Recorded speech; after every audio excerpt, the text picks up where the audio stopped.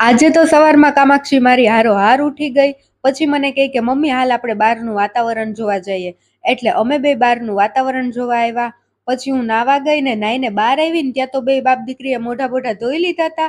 ને પછી શ્યામ કહે કે આંબાની આ ડાળીમાં કેરી ઘણી આવી છે ને હવે જેમ જેમ કેરી મોટી થવા માંડી એમ ડાળ નીચે નમવા માંડી.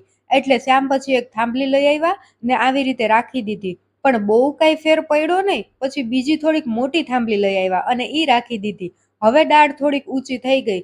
બાકી તો દાળ તૂટવાની પણ બીક લાગે કેરીના વજનથી. એટલે પહેલેથી જ સેફટી કરી દેવી સારી. પછી મેં વારી લીધો કચરો. કામાક્ષી માટે બોર્નવિટા વાળું દૂધ બનાવ્યું ને મમ્મી કાલના બહાર ગયા છે. એટલે કામાક્ષી કહે કે બા નથી ને તો મમ્મી તું રમને મારી હારે. એટલે પછી અમે બે રમતા હતા ને કામાક્ષી માટે રસોઈ બનાવી ને બદલામાં કામાક્ષીએ મને કેરી આપી. પછી હું ને કામાક્ષી ધૂળમાં એબીસીડી લખતા હતા ને ટિફિનમાં આજે હેતવીએ મગ ને રોટલી બનાવ્યા છે.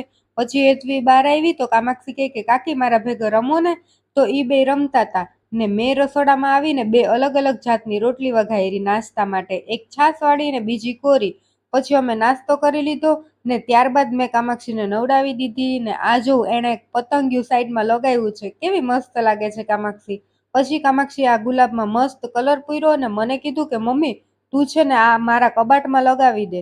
તો મેં ટેપ પટ્ટી લગાવી દીધી ને પછી એના કબાટમાં ચોંટાડી દીધું. બપોરે જમવામાં છે મગ, રોટલી, ભાત, મુરગો, છાશ, શાક પણ છે. પણ મગ હોય ને એટલે મારે શાકની બહુ જરૂર ન પડે. કામાક્ષીએ તો વહેલું જમી લીધું હતું તો એ હવે નખરા કરે છે.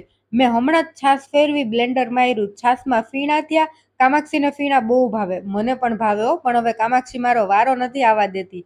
ઈ તો ફીણા ખાતી હતી ને વિડીયો બનાવતી હતી. ને જો તમને અમારો વિડીયો ગમતો હોય તો ઈ ખુશીમાં ચાલો અમે ચીકુ શેક પી લઈએ. ને તમે કરી દેજો ચેનલને સબસ્ક્રાઇબ. Bye bye.